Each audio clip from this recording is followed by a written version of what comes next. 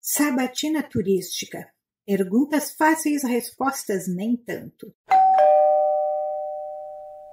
Olá a todos, estamos aqui para mais uma sabatina turística, que hoje está aqui com o professor André Periotto para conversarmos um pouco sobre a trajetória, sua trajetória acadêmica, suas pesquisas, seu olhar sobre o turismo. E para sabatiná-lo, nós temos o doutor Matheus Vitor Tatiotto, o doutorando Renan de Lima da Silva e o doutorando Felipe Zaltron de Sá. Eu começaria, André, perguntando, tu és turismólogo, faz mestrado na geografia, doutorado na comunicação. Particularmente, eu me identifiquei muito porque eu também tenho uma formação, uma linha de formação um tanto heterodoxa, né? Mas principalmente, então, como tu te vês dentro dessas imbricações, turismo, geografia, comunicação? Como é que isso se deu? Olha, Suzana, o turismo foi uma primeira opção que eu fiz enquanto graduação, eu já sabia que eu queria fazer, por mais que fosse moda na época, né? O curso de turismo, inclusive, quando eu prestei vestibular, era mais concorrido até do que medicina, e fiz turismo porque o que eu queria era vocação, enfim, eu me sinto muito realizado estudando aquilo que eu, de fato, gosto. A geografia surgiu quando eu fiz iniciação científica, eu fui um aluno que fez o próprio projeto, né? Normalmente a gente faz o projeto enquanto professor e vai atrás de aluno. Eu fiz meu próprio projeto de iniciação científica e fui atrás de professor. E era geoecoturismo, né? Era uma pesquisa sobre a alta bacia do Rio Corubataí, na Unidade de São Paulo. E aí quem me adotou foi uma professora da geografia na Unesp de Rio Claro, a professora Yandara, super querida. E a Yandara, como me adotou, eu tive que fazer, inclusive, um intercâmbio, enfim, entre a Universidade Estadual Paulista, que a Yandara e a Unimep, que era onde eu estudava. E eu tive bolsa da FAPESP, e como eu convivi muito dentro do laboratório da Yandara, ela trabalhava com cartas, com mapas, fazia o pessoal desenhar à mão, né, os relevos e tudo mais. Isso para mim foi muito presente. E também uma outra questão que era muito presente para mim, o meu pai, geólogo, professor da Unesp também, mas na geologia, meu pai sempre fez muita saída de campo, sempre fez muita fotografia das escalas, dos paredões rochosos, e eu era sempre a escala dele. Então, a fotografia estava sempre presente comigo nas saídas de campo do meu pai. Então, quando eu acabei no mestrado eu usei muita fotografia, aprendi a fazer carta, aprendi fazer mapas, enfim. Tanto que eu sempre, quando eu olho para o território, eu sempre já fico imaginando não só a espacialização, mas também o mapeamento dela, né, desse território. E quando surgiu a oportunidade de fazer doutorado, eu sempre quis fazer doutorado em comunicação. Para mim estava muito claro que ia fazer doutorado em comunicação. E surgiu o Dinter na Unicinos. Eu estava aqui já na Universidade Federal, antiga UFPI, agora é UFDPAR, né, Federal de Alto do Parnaíba, e o Dinter apareceu em comunicação. Foi quando eu falei, vou trabalhar com a fotografia. Eu já estava cansado de trabalhar com questão de questionário, entrevista, porque eu sempre achava que o turista sempre estava com pressa, não queria responder, e eu queria sempre trabalhar com o processo midiático, a circulação midiática, enfim, das fotografias, entender essa questão da paisagem circulando, dos impactos, antes mesmo das redes sociais, de metaverso e tudo mais, eu já estava preocupado com isso, né? Então, eu senti muita falta, né? Talvez só o trabalho da Suzana, que trabalhava com questão de imagem, de fotografia e tal. Então, eu senti muita falta disso nos estudos de turismo. Então, foi uma sacação que eu tentei trabalhar isso. Então, essa imbricação, ela veio muito de família, porque meu pai é professor universitário, sempre trabalhou muito com fotografia, e veio numa relação minha construída já desde a graduação, em que eu trabalhei muita fotografia no meu relatório de iniciação científica e com a minha orientadora sendo da geografia mesmo, né? A professora do curso de geografia. Então, para mim, foi um aprendizado já lá desde 2001, em que eu trago até hoje com relação a isso. E a escola, né, que a gente estuda na Unesp, é muito Cristofoletti, né? E aí a gente tem que ler Milton Santos para também estudar essas duas escolas, enfim, que sempre tem essas questões. Então, eu trago muito essa questão da geografia, não só da geografia mais exata, mas também da geografia humana para os meus textos, né? Pensando muito essa relação do impacto no próprio território, né? Então, isso vem vindo já desde 2001. Professor, a gente evidentemente, dar uma espiada no Lattes, né, das pessoas que a gente vai conversar. E eu já havia lido esse texto quando ele saiu, mas tem o seu último texto publicado é um texto com um grupo de pesquisadores que a gente conhece muito bem, né, e que ele é intitulado Futuro do Turismo no Brasil a partir da análise crítica do período de 2000 a 2019. Eu gostaria de fazer uma pergunta assim, bem aquelas perguntas bem de criança curiosa, né? Qual é o futuro do turismo no Brasil? E qual é a relação desse processo dessa revolução tecnológica que acontece tão rapidamente, né, no mundo? Qual é a relação desses processos de tecnologização nesse futuro do turismo?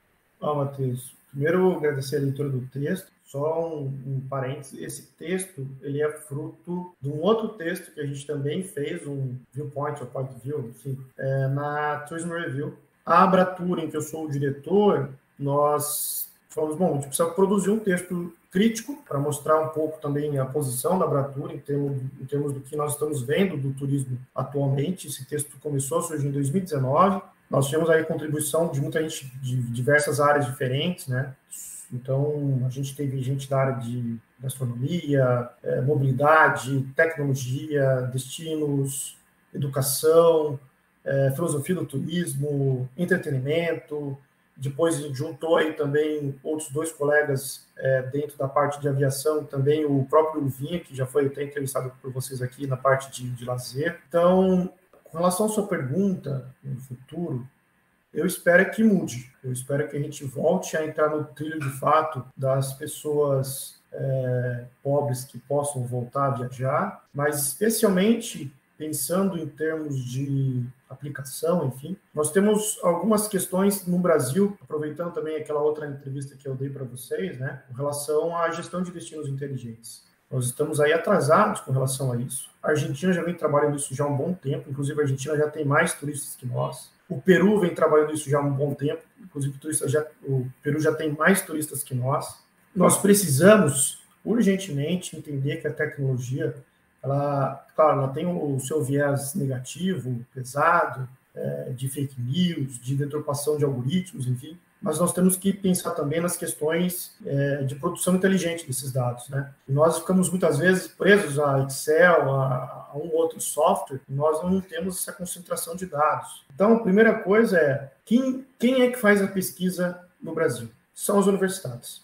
Nós não temos centros de investigação de turismo como tem em Portugal, como tem na Espanha. Nós não temos centros de investigação. O nosso ministério não trabalha como deveria trabalhar, né, com essa concentração de inteligência para levar na frente. Então, tendo que a universidade ou as universidades, especialmente a pós-graduação, que está na ponta, ela deveria ter esse investimento, esse olhar para que nós possamos fazer isso mais para frente. Então, também, esse texto foi para mostrar também que nós temos um posicionamento crítico, que nós entendemos que o futuro do turismo ele é construído historicamente, né, não é daqui para frente, ele já começa lá atrás, e pensando também em uma questão que eu acho preponderante, que é a questão da tecnologia que você levantou, nós temos que entender que ou se faz investimento para o desenvolvimento, esse investimento não é só software, mas também é inteligência, e a inteligência também está no ser humano, ou nós vamos continuar sendo atrás, ficando cada vez mais para trás. E tem uma outra questão também, Matheus, que eu acho que é importante. De 2003 para cá, nós subimos no ranking até 2008, 2009, do Fórum Mundial Econômico,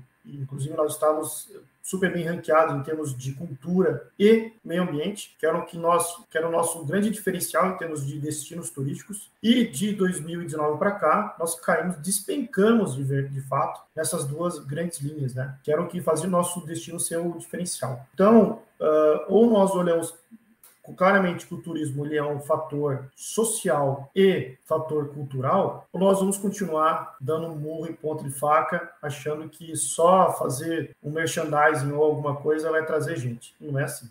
Eu quero aproveitar, eu acho que nós estamos aqui hoje num momento extremamente raro e importante, que nós temos 4 turismólogos, doutores ou doutorandos. Eu não me lembro de outra reunião em que nós tenhamos essa união de expertise. E seria muito bom se isso se repetisse com mais continuidade. E aí até os outros meninos também podem se manifestar. Se essa trajetória de turismólogos chegando ao doutorado, produzindo pesquisa, se isso já está impactando ou poderá vir a impactar a pesquisa em turismo no Brasil. Olha, Suzana, não só como bacharel em turismo doutor, mas também como professor no mestrado, eu acredito que sim. O problema é que de 2016 para cá, há um desincentivo das pessoas fazerem a pós-graduação. Então, não é nem a questão do turismo, é nacional. Então, nós temos, de fato, excelente trabalho sendo apresentado, inclusive isso é claramente notado nos eventos da Amptour, né, que a gente acompanha já. Nós temos aí trabalhos sendo feitos de norte a sul muito bons, e eu entendo. O turismólogo ele tem, de certa forma, né, o bacharel em turismo tem uma vantagem nessas horas de fazer o doutorado, porque, a depender da área que ele vai trazer essa questão interdisciplinar que nós temos na formação. Então, o turismólogo ele pode fazer doutorado em economia, que ele vai se dar bem. Claro que ele tem que dominar, né, e gostar dessa parte mais econométrica, enfim. Mas ele pode fazer o doutorado em qualquer área. Então, essas como as próprias falam, imbricações que a gente traz, ela traz um enriquecimento muito grande. Apesar de que eu ainda acho que nós, na formação do bacharel em turismo, ainda somos fracos na parte metodológica. Nós pecamos na formação do bacharel em turismo, e aí a gente vai sofrer isso da metodologia no mestrado e no doutorado depois. Então, eu acho que é só esse pequeno, às vezes grande detalhe que eu sinto. Mas em termos de produção, eu acho que a gente tem muito a ganhar com essa questão dos doutores na área. Professor, e seguir nessa linha de pensar aspectos da educação do turismólogo, pensando que a gente sabe que a tua trajetória ela é ampla e transita por vários aspectos do turismo, mas uma das gratas surpresas que eu tive, também pelo conhecimento, é que quando eu fui olhar no Google Scholar, o texto mais visto teu, mais citado, é um texto sobre educação de 2008, e que, de certa forma, até toca no que tu está tratando agora, que tem relação também com o aspecto ambiental, porque educação no turismo ambiental. Então, eu queria, seguindo essa linha, na verdade, trazer esse seu conhecimento sobre educação e a tua atuação também sobre educação, em que o senhor apresentou agora aspectos de formação do turismólogo que seriam importantes na proposição da metodologia, mas estender isso um pouco mais e amarrar um pouquinho com o seu know-how sobre cidades inteligentes, sobre destinos inteligentes. E entender como o senhor vê a questão das novas tecnologias na educação do turismólogo hoje. Renan, a sua pergunta vem muito a calhar no que a gente está tratando no novo PPC do curso de turismo. Eu estou tentando colocar para que nós tenhamos aí alguma porcentagemzinha para fazer ações, não todos os professores, mas um outro que queira trabalhar questões online ou digital em termos de avaliação. Por exemplo, eu tenho uma disciplina de tecnologia da informação e comunicação em que os alunos, claro, eu vou variando de semestre para semestre, mas alguns semestres eu fiz que os alunos fizessem blogs, eu ia acompanhando online essa produção de blogs, né? E a gente sabe que uma das coisas hoje em dia que mais dá dinheiro, independente de qual é a formação da pessoa, é o digital influencer. Queira ou não, goste ou não, é uma coisa que dá dinheiro. Outra coisa também que eu gosto muito é a gamificação. E eu acho que, às vezes, sinto falta de alguns colegas entenderem que você não precisa ser o cara que vai fazer isso, mas vai ter algum colega que vai querer fazer isso, porque isso é das novas gerações. Então, uma preocupação que eu tenho é o professor ficar preso na geração dele lá atrás, na década de 70, 80, 90, eu posso dizer da década de 90, 2000, e briga para que ele imponha a forma de pensar dele, em termos metodológicos. E eu acho que a gente tem que se desenraizar muitas vezes, né? Olhar para o lado, o que está sendo feito, né? olhar para outras áreas, né? E a gente vê muito isso no turismo, a gente pode se apropriar de metodologias, por exemplo, eu utilizei na minha tese o método mais que foi adaptado para a minha tese. Eu trouxe, por exemplo, o método cartográfico da comunicação. Então, assim, dá para se apropriar de outros métodos dentro disso, dá para trabalhar isso dentro das disciplinas. Não necessariamente na disciplina de metodologia, ou na disciplina de métodos e técnicas de pesquisa, por exemplo, mas eu acho que no dia a dia a gente pode se apropriar dessas questões tecnológicas. A gente tem que entender, por exemplo, como é que é a utilização do Big Data e como que se pode ser feito o Big Data, né? Porque a gente vê as empresas hoje em dia e as pessoas ficam surpresas. Nossa, como que a pessoa fez uma pesquisa aqui, eu falei no microfone aqui, sei lá, vou em alguma empresa, e aí, de repente, começa a aparecer propaganda no meu e-mail, começa a aparecer propaganda Como que isso acontece? E aí, a gente tem que falar, bom, isso aí é o marketing atuando, isso aí é a questão da comunicação, da tecnologia utilizando, e isso aí é muito claro, tem professores e professores, né, que a gente vai tratar, mas eu acho que a gente tem que entender, primeiro, que o fenômeno turístico, como eu falei, é uma questão social.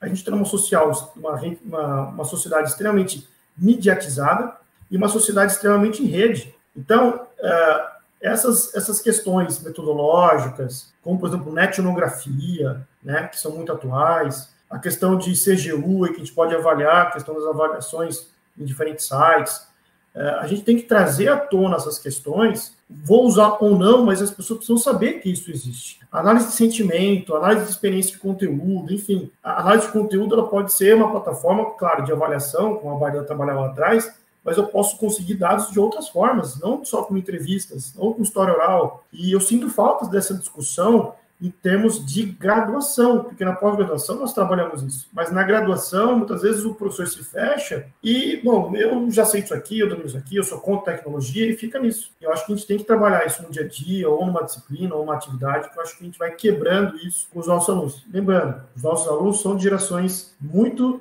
alfabetizadas digitalmente. Professor, seguindo essa linha, inclusive, aproveitando a questão que a prof. Suzana levantou antes, a gente tem um grande problema metodológico e epistemológico, até mesmo nos mestrados e doutorados em turismo, né? Infelizmente, não são todos que dominam e entendem o que significa metodologia e epistemologia do turismo, né? Ou no turismo, ou na graduação é uma questão que eu particularmente não tive, né, na graduação em turismo, né, ou pelo menos ninguém chegou e me disse, olha, a metodologia é por esse lado aqui, a epistemologia é por esse lado aqui. O que me ajudou, o que colaborou para mim, foi ter feito bolsa de iniciação científica, que é o teu caso também, e que eu acho que é a grande questão do aluno que provavelmente vai seguir a carreira acadêmica.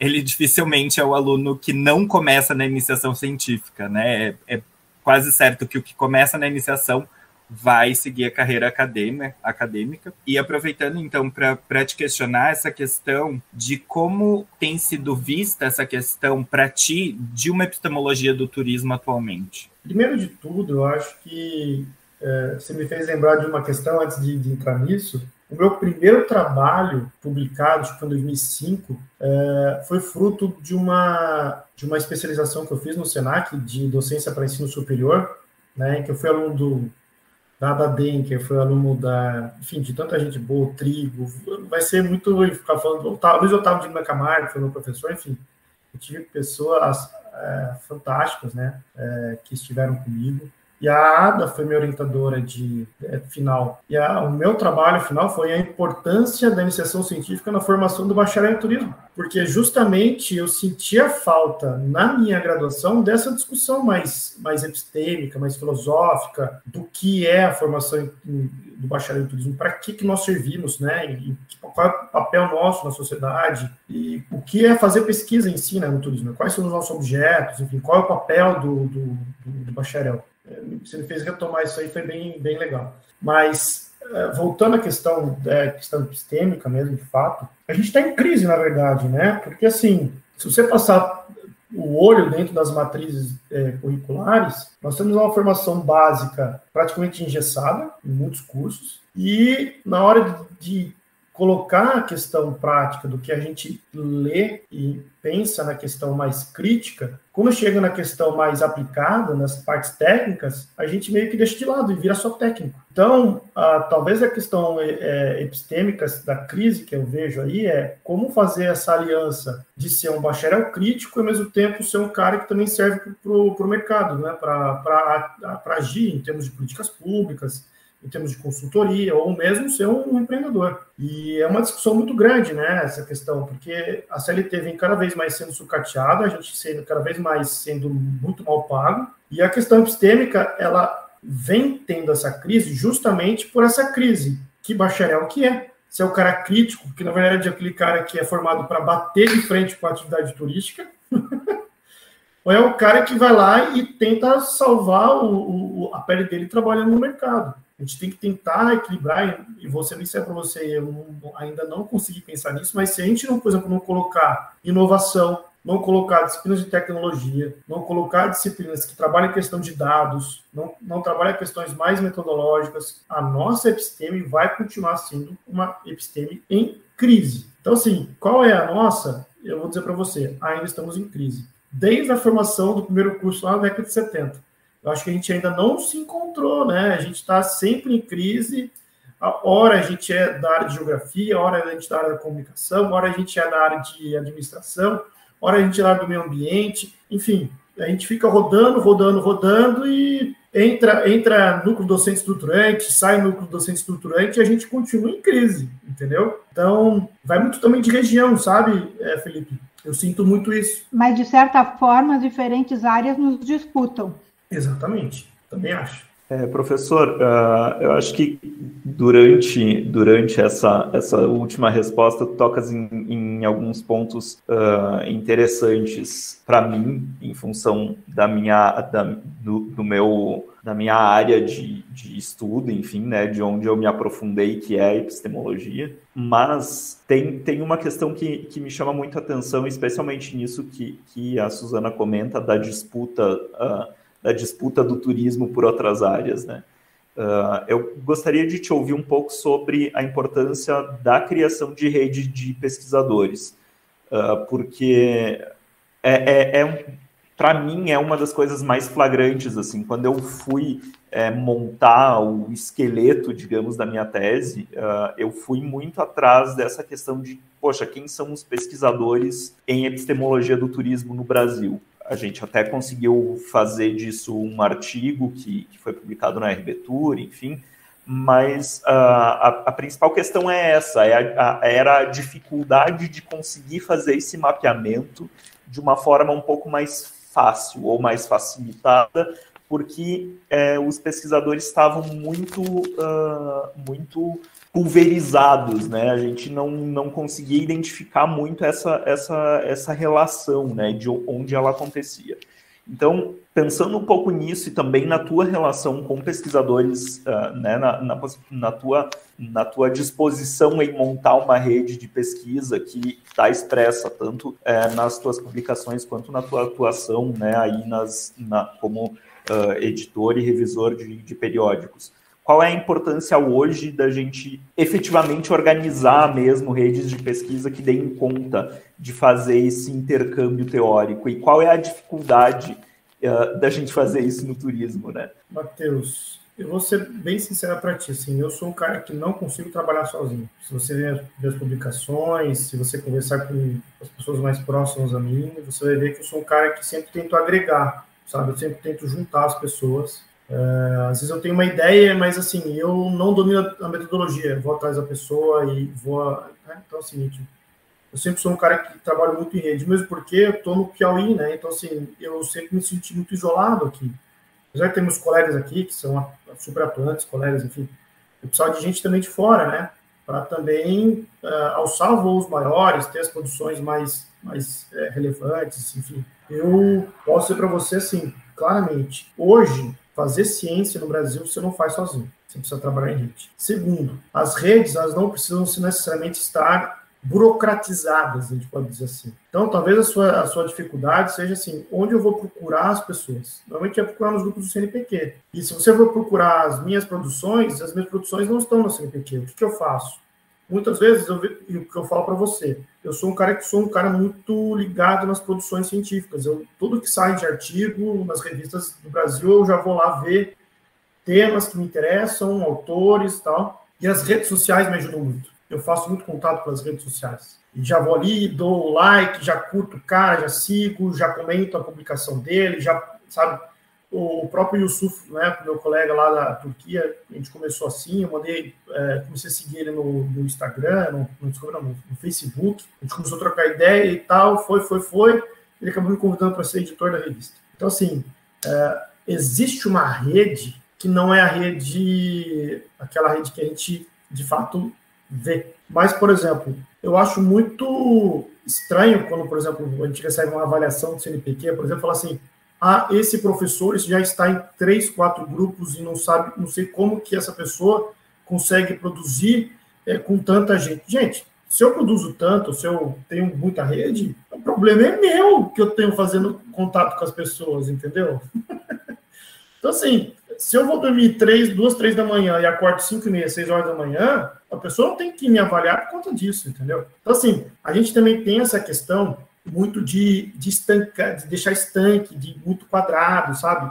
Eu acho que as coisas fluem, as coisas têm que ser mais leves, as coisas têm que funcionar de uma forma em rede. E as redes nem sempre são coloridas ou vistas, às vezes elas são transparentes, mas elas funcionam. Se você olhar para os meus últimos artigos, eu tenho colegas da Espanha, da Itália, de Portugal, né, que são pessoas que eu vou conquistando e conversando ao longo do tempo, lendo, curtindo, comentando, conversando. O ResearchGate me ajudou muito com relação a isso também. E estou sempre aberto para ouvir as pessoas, sabe? Então, essa questão de estar também distante das pessoas também me fez enxergar que ou eu abro o ouvido para a pessoa e ouço ela, e às vezes a pessoa, olha, eu tenho um trabalho legal aqui, quero trabalhar, quero publicar e tal, não sei o quê, mas eu não consigo, não sei o que fazer. E a gente vai conversando e tal, pega aqui, trabalha ali, faz aquela coisa toda. Então a gente vai construindo redes. E uma coisa que me abriu muitas portas foi a Abratur. Em 2015 eu fui no primeiro evento, em 2017 eu fui no segundo evento em Recife, inclusive conheci o Felipe lá. E em 2019, no evento lá de Joinville, eu já estava como membro da Abratur e fui convidado pela diretoria, então, para ser o diretor. E, poxa, você está no Piauí, começou a produzir internacionalmente ali naquele ano. Eu tenho doutorado em 2013, mas eu vi que é importante a questão da produção internacional em outra língua. E isso começou a me criar essas redes, né? Não só a Abratur, mas trabalhar e ouvir essas pessoas. O que eles têm para me contribuir? E isso foi gerando, assim. E uma outra coisa também que eu acho muito legal para os meus colegas professores, no cafezinho, parar para ouvir os mestrandos e doutorandos, que são pessoas que no futuro vão estar aí trabalhando com a gente, né? Eu acho que sim, são pessoas que trazem ideias muito interessantes e eu sou um cara que estou aberto a ouvir todo mundo. Então, assim, as redes, muitas vezes, desculpa me prolongar um pouco sobre isso, mas as redes nem sempre elas estão abertas. Talvez a falha seja não nisso, mas da burocracia não nos permitir, entre aspas, estar em mais grupos. Porque, por exemplo, você está em 3, 4 grupos, mais de 3 já é uma questão para o CNPq que não é... Você está... Não lembro qual é o termo, mas você está errado, você está irregular, alguma coisa assim. Mas a internet nos proporciona conversar com muita gente. Eu acho que a gente, claro, tem que saber dosar e saber viver, mas eu acho que as redes também, no seu caso, tem uma questão também muito burocrática, sabe, que atrapalha. O tempo passa, né? Vamos pegar o Renan e vamos para a última rodada de perguntas. Aproveitando essa conversa também sobre a composição de redes e dando uma olhada sobre a tua produção bibliográfica, vasta produção bibliográfica, muito interessante, por sinal, eu voltei um pouquinho, fui lá na tua tese de doutorado, dar uma olhada nas tuas proposições metodológicas, também retomando um pouco da metodologia, e eu fiquei pensando, né, nessa relação com o que tu falou da proposição de redes a partir de Manuel Castells, né, que tem um texto teu também sobre isso. Eu queria saber da relação metodológica entre cartografia, fotografia e sociais nessa nova economia do turismo. Eu queria te ouvir um pouquinho falar sobre isso. Olha, bem interessante que você coloca, porque assim, quando a gente, eu e o orientador, né, na época a gente definiu, eu queria uma metodologia que fosse pouco usada na área do turismo, mas que, claro, fosse dentro da comunicação. E, de certo modo, pudesse me proporcionar a ser um flaner dentro dessa paisagem. né, dessa caminhada. E para mim, em termos de produção, a gente ainda não tinha o Instagram propriamente, né? A gente tinha o Flickr ainda, o Orkut tinha acabado de fechar, foi em 2013. Com certeza, se eu for fazer minha tese hoje, vai ser muito mais vinculado à questão digital, porque cartão postal, por exemplo, que na época ainda dava para usar, hoje em dia, mas em termos de comunicação, ela ainda existe, mas de uma outra forma, né? Um outro viés, né?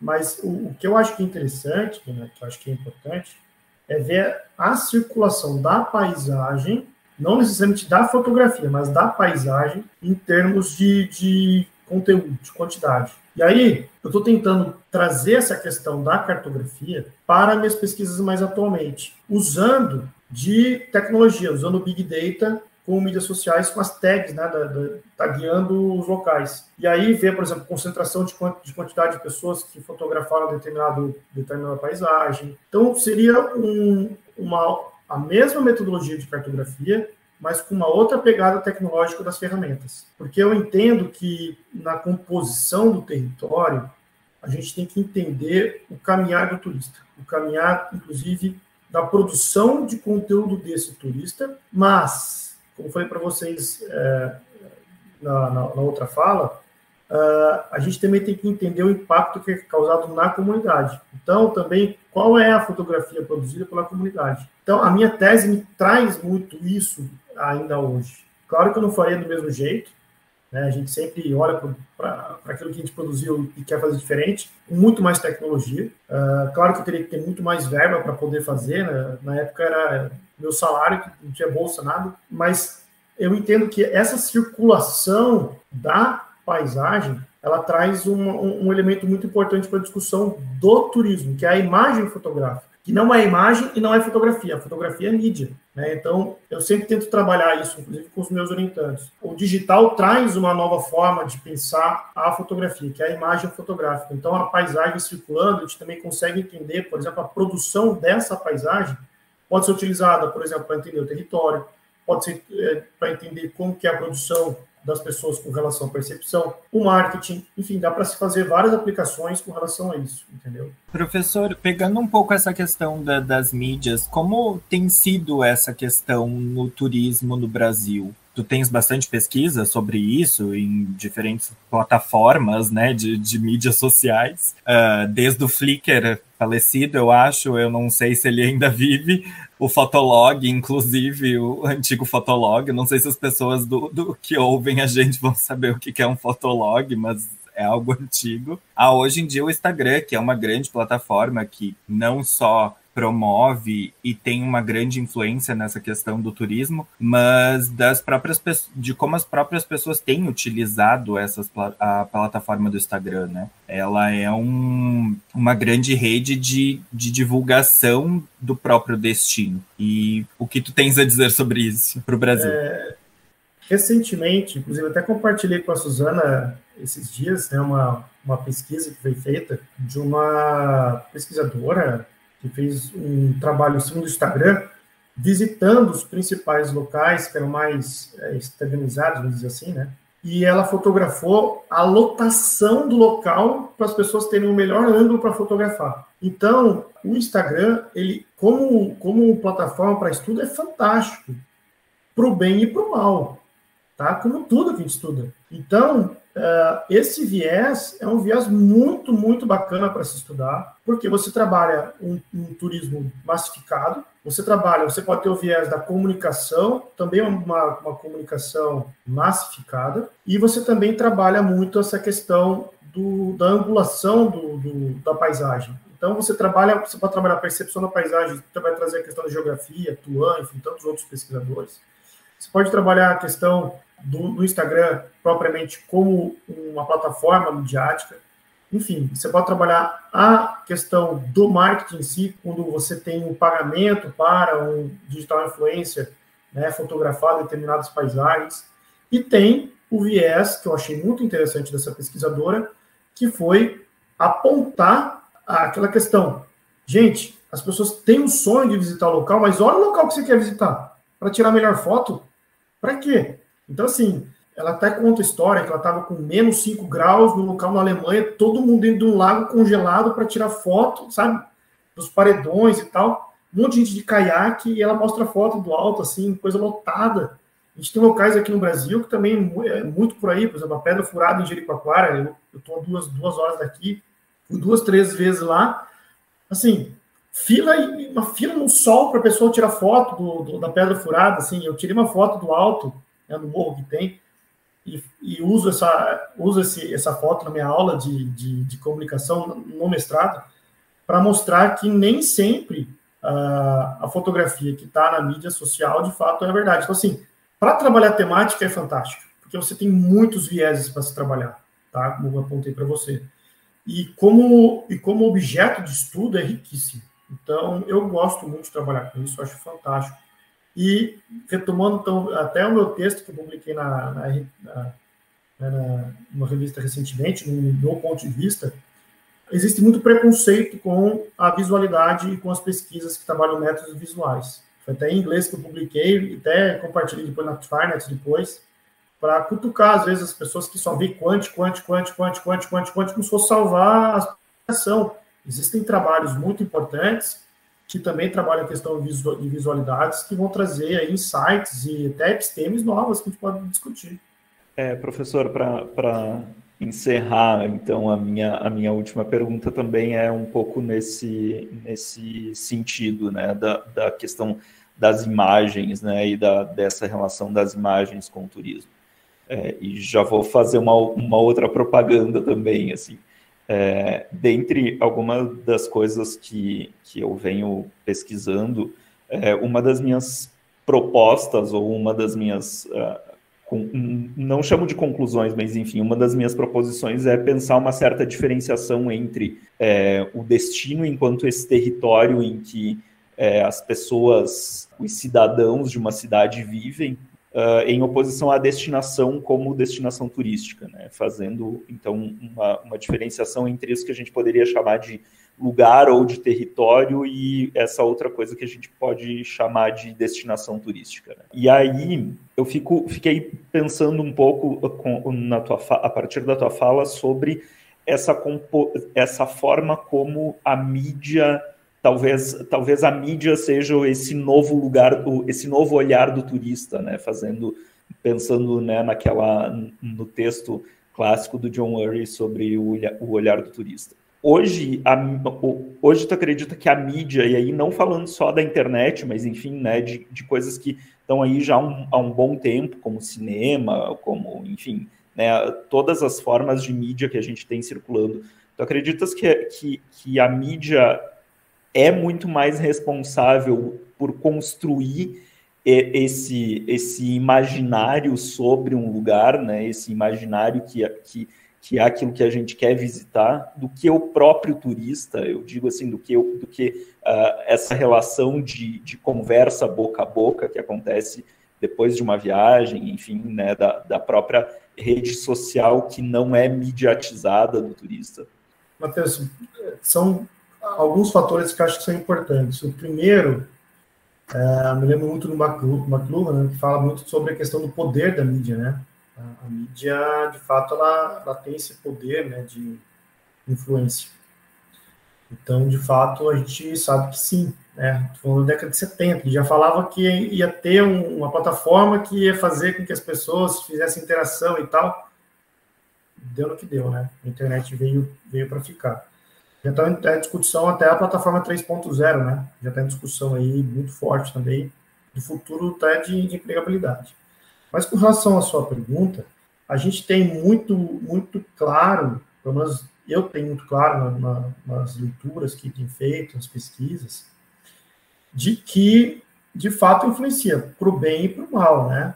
E aí, se a pessoa fica muito presa a um imaginário que é de um recorte de uma paisagem, ela vai comprar essa ideia. O problema é que, e aí é uma coisa que eu trabalho com os alunos, se você não vende a realidade vai frustrar o turista.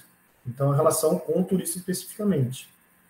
E por isso que uma das coisas o meu desafio, uma das coisas que eu quero estudar trabalhando a questão do Big Data, com essa questão da geotag e com a fotografia, é entender a relação do turista com o residente, e não diferenciar a produção de conteúdo de um para outro, das paisagens instagramáveis, enfim, mediatizadas, ou que estejam no Google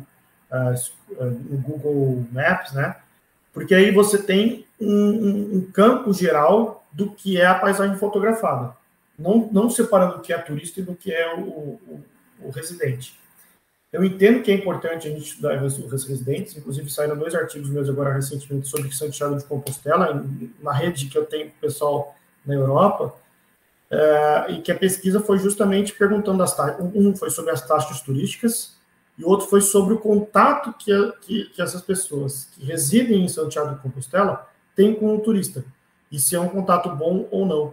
E não propriamente com a questão da mídia, mas esses 2 trabalhos mostraram muito, muito claramente para a gente que há uma expectativa com relação ao turismo, mas às vezes o contato ele não é um contato tão bom. E aí isso também tem uma questão de trabalhar a política pública, enfim, de trabalhar a questão de educação para o turismo, tem várias outras coisas que a gente pode trabalhar. Mas especificamente com relação a isso, né, da mídia, da fotografia, eu entendo que a gente tem que tomar muito cuidado a querer divulgar algo. Eu digo nós da atividade turística, que vamos trabalhar com agências, enfim, com hotéis, com destinos. Nós pensamos a episteme, a questão da filosofia, da questão dos impactos que são causados, de que nós temos que mostrar o mais real possível, né? Porque a gente sabe que quando o turista chega, ele vai querer ver aquilo que ele comprou do imaginário. Isso é altamente frustrante. E uma das questões também que eu acho que são importantes para a gente também diferenciar que a publicidade da credibilidade da fotografia postada pelo turista que visitou. Por que eu estou falando isso? Porque tanto o CGU, que hoje em dia traz os elementos muito interessantes da experiência que a pessoa teve, eu digo em termos de avaliação, de comentários, mas nós temos também as plataformas, como, por exemplo, algumas OTAs, ou até mesmo o próprio Google Maps, né, em que você tem lá o guia local, em que as pessoas têm uma profusão de produção de fotografias, de imagens fotográficas, que vão criar um imaginário na pessoa. Só que aí, são fotografias que as pessoas, às vezes, se colocam no local, às vezes a pessoa faz um recorte meio borrado da paisagem, e isso é uma coisa mais real do que a publicidade. Então, estudando muito essa questão de credibilidade, o potencial turista tende a acreditar, ou ter mais credibilidade com o que é postado pelo turista do que pela publicidade. E aí entra muito a minha preocupação enquanto pesquisador, onde entra o residente na produção desse conteúdo. Eu, como, por exemplo, morador de Parnaíba, adoro tirar foto de Porto Sol e coloco nas minhas redes sociais, gosto de brincar assim, eu moro onde você quer passar as suas férias, sabe? Então, assim, há uma relação de quem mora tentando também mostrar para as pessoas que o local que ele mora é legal. Só que aí, será que esse recorte é feito por nós, enquanto pesquisadores do turismo? Ou será que a nossa preocupação é só com o turista na produção do conteúdo? Então, acho que a gente também tem que ter esse viés, esse olhar dessa preocupação e, às vezes, até juntar tudo, macerar e colocar lá para rodar num negócio de DNA, como minha esposa é bióloga, trabalha com biologia molecular, né? Para tentar pegar o DNA do destino ou do território, porque o destino ele é para o turista e o território ele é para quem mora. Então, a gente também tem que mostrar que esse contato ocorre nesse território. Que território é esse? Que paisagem é essa que é divulgada? Então, é uma preocupação que eu tenho. Eu acho que todos deveriam, que querem trabalhar com turismo, seja política pública, seja convention bureau, seja empresário, seja pesquisador, tem que ter essa preocupação com esse contato, né? Oferta e demanda, enfim, dê o nome que dê. Eu acho que é uma preocupação que nós, do turismo, na graduação, no mestrado, no doutorado, deveríamos ter, e eu acho que a grande maioria tem, com certeza.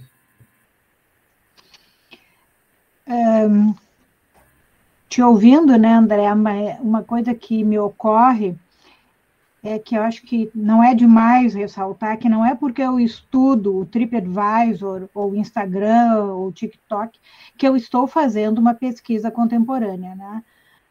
Para encerrar, uma perguntinha, já que falamos tanto em epistemologia, e aí sempre tem aquela velha história, né? O turismo é ciência, não é ciência, mas nós falamos que a metodologia é implícito aí aonde o turismo pode andar. E o objeto? Qual é o objeto do turismo para ti? Qual é o objeto do turismo nas tuas pesquisas? Suzana, as pesquisas que eu proponho, que eu faço, que eu lidero, o meu objeto especialmente é esse contato entre o turista e o residente. Mas eu tenho o olhar, ou então a atenção da produção midiática por trás, porque é a minha formação, enfim, é uma coisa que eu tenho um carinho, e eu entendo que a gente tem que entender que sem comunicação o turismo não ocorre, tá? Então, a minha preocupação sempre foi olhar para esse contato entre o turista e o residente. E de diversos vieses, né? De diferentes formas, enfim. Mas é uma preocupação que eu já tenho tido já de um certo tempo. E eu entendo que essas relações elas ocorrem, né? Então, assim, talvez o objeto que não seja o contato, mas seja as relações que ocorrem no turismo, né? E tanto o transviagem e o pós-viagem, tá? Então, assim, essas relações são muito importantes para mim. Então, se for para definir a palavra, sim, seria relações. Acho que para mim seria essa a minha condicionante assim mais importante nessa questão de estudar do meu objeto de turismo. Mesmo porque nós temos métodos contemporâneos e temos métodos antigos que podem ser utilizados. Então, assim, não adianta também eu ter um objeto muito atual se de fato eu não tenho nada a contribuir e se de fato eu não trago nada de inovativo para ele. Mesmo porque, então, assim, a gente publicou agora recentemente um trabalho sobre Airbnb, trabalho que a minha aluna publicou sobre mestrado. A gente trabalhou com análise de sentimento, que é um método analítico que está surgindo no mundo todo agora, muito novo. A gente trabalha com a questão da experiência, inclusive na relação do Airbnb, especialmente com o host, né? Então, essa nossa preocupação, o Airbnb foi a plataforma que nós estudamos, mas o que nós temos é contribuir para a hospitalidade, para a atividade turística, para o turista, para o consumidor de hospitalidade. Eu acho que é isso também que a gente tem que pensar, não só em termos de estudar uma plataforma nova ou alguma coisa nova, né? Eu acho que a metodologia, o resultado, eles têm que ser altamente preocupante. Tanto que eu falo para meus alunos, não se preocupem com o referencial teórico, o importante é metodologia e resultado, isso que o artigo interessa. O mais importante para o artigo é isso. Tanto que quando eu vou, a primeira coisa que eu faço quando eu vou avaliar um artigo é, tá, o objeto eu domino. Eu sei que TripAdvisor, fotografia, o que tem de contribuição? E aí é que pega essa questão metodológica, esses resultados, né? Eu vejo muito trabalho hoje em dia lá fora preocupado com as considerações finais, fragilidades, né? Qual é o recorte, o que esse recorte teve, o que não teve, o que pode avançar, quais são as contribuições futuras de outras pesquisas. Eu acho que falta, às vezes, isso também, porque não é porque está trabalhando com TripAdvisor, ou Airbnb, ou com Instagram, ou TikTok, que a coisa pode ser tema novo, mas não contribui, talvez. Bem, tivemos um ótimo momento, né? Um momento muito especial, volto a repetir, turismólogos doutores aqui em plenas elucubrações, muito bom. Quero agradecer a presença de todos, agradecer a quem está nos ouvindo, e para que não me puxem as orelhas, eu lembro sempre, né? Inscreva-se no canal, dê o seu like e vamos reforçar essas redes do turismo. Muito obrigada e até a nossa próxima sabatina turística.